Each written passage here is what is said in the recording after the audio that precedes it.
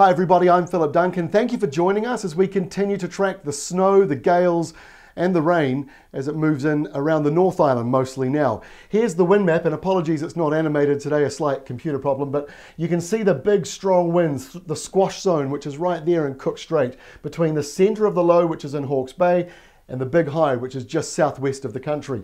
So the big strong winds are being funneled through there, affecting Wellington with gusts when we recorded this to 115 kilometres an hour and nearly 170 kilometres an hour out at sea through the Cook Strait area there. But unusually the low is actually tracking towards Auckland, and as the winds howl around it, the worst of them should be out at sea. A bit of an analogy, you know when you're driving a car and you go around a corner, you sort of feel your weight being pulled to one side. Same thing happens with the wind. So even though it's spinning around and looks like everybody should be getting blasted, a lot of the energy is being pushed out at sea as it tries to spin around the centre of that low.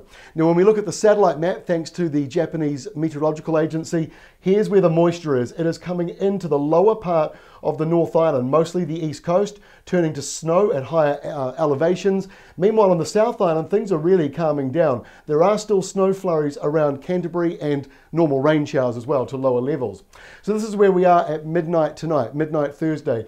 The centre of the low tracking in towards Auckland. The winds, as I say, are going around the outer edges of it on the left-hand side or the western and southwestern sides of this low. So the squash zone between the middle of the low and the big incoming high out there in the Tasman. As the winds go around it, while it does get pulled back in towards the Auckland and Northland areas, as I just said, that with that sort of car analogy going around a corner, a lot of the energy will be out at sea and should stay there as well.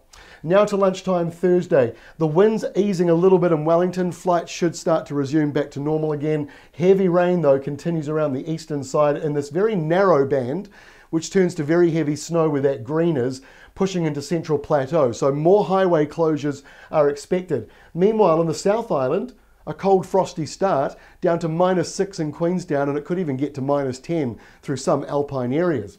Lunchtime Saturday, much calmer around the country. High pressure pushes in, very cold with frost as far north as Auckland and the so-called winterless north where there was a frost this morning.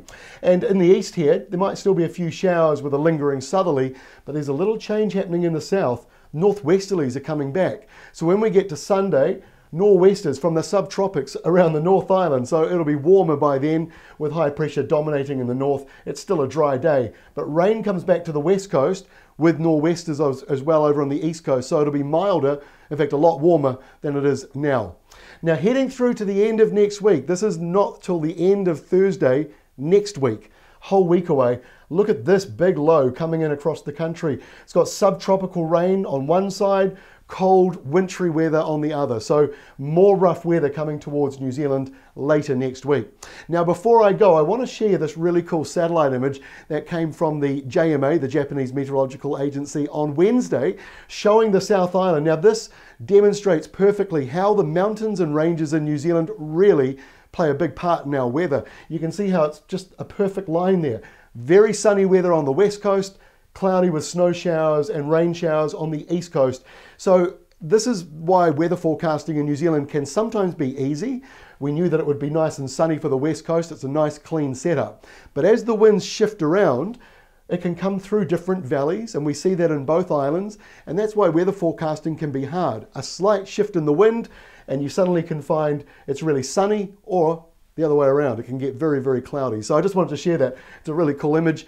And again, same sort of setup for Friday and Thursday as well, for that matter. That is all from me. We'll update you again on Friday morning with the latest for the weekend.